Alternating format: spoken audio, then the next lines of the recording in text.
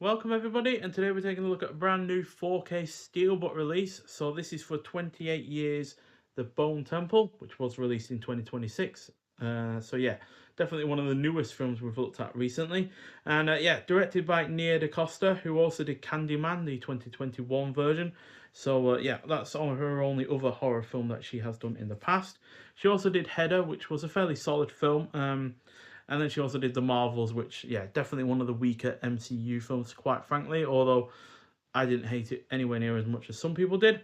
And yeah, this is a post-apocalyptic horror film, clocking in at 109 minutes long.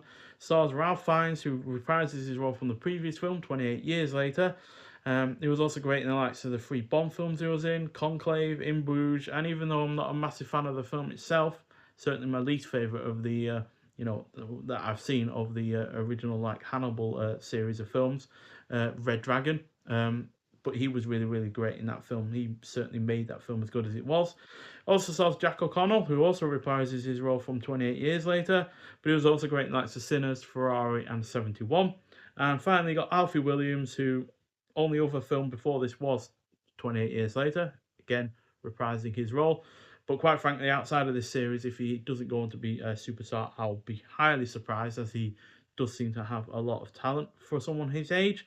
So yeah, nonetheless, Dr. Kelson finds himself in a shocking new relationship with consequences that could change the world as they know it. And Spike's encounter with Jimmy Crystal becomes a nightmare he can't escape. So none of that will make any sense to you if you've not seen the previous film, but quite frankly, if you've seen this one before seeing that one, then I can't really help you on that, to be honest. But nonetheless, I loved the prior film. Easily one of my favourites of that year, which, as far as I'm concerned, managed to match the original in its own way. So when I saw this for the first time, it had high expectations to meet, and it certainly more than met them. Much like with the prior film, this goes about its plot in a somewhat different manner, as this is more stripped back in terms of action and overall violence, while it is instead more focused on atmosphere, themes, characters, and effective tension. It is also really rather effective at continuing the story of the prior film. The cast is once again great. The score soundtrack is excellent. The pacing is on point. It is well shot. It is engaging throughout. Though the violence isn't as numerous as before, it is no less effective and still really, really well executed in terms of being properly gory and kind of grungy in certain ways. Its themes are well realised, and the final act is both highly satisfying and provides the potential for another film to look forward to, which is apparently coming. A third film is apparently coming in this, you know, separate but not kind of so separate trilogy as or duology as it is right now. Not really sure how to call it really, because obviously these two films are well, this film and the previous film are kind of separate to the first two in a certain way. Obviously, they're still set in the same kind of world and such, but they do feel quite separate to those. But then the third film, based on the ending of this one, does seem to be throwing back to the first film at the very least. So, yeah, not sure how to really call it, whether call it a fourth film in the series or a second film in the series, but regardless, it is still excellent, and it's currently my second favourite film of the year, as it gets one of the rare 5 out of 5s. So, yeah, I actually prefer this to the first 28 years later, and actually the first film as well. Um, it just hits that bit differently, to be honest. And yeah, on this new 4K release, it looks even better than it did at the cinema, quite frankly. So yeah, and I really, really like this Steelbook release it's got going for it as well. So that is Ralph Fiennes as Dr. Kelso there, with one of the many skulls that he has, and then a play on the whole, biological kind of symbol that goes on with the bone temple there playing part to the symbol itself. So yeah, really, really nicely done in that regard.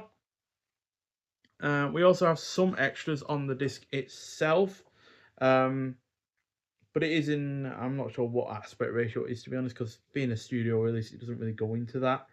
Oh yeah, it does. I misread.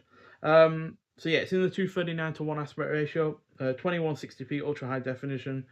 You got English 5.1 audio, descriptive audio, should I say, but you've got English 5.1 DTS HDMA. You also have English 7.1 Atmos. You've also got an Italian soundtrack for some reason there as well.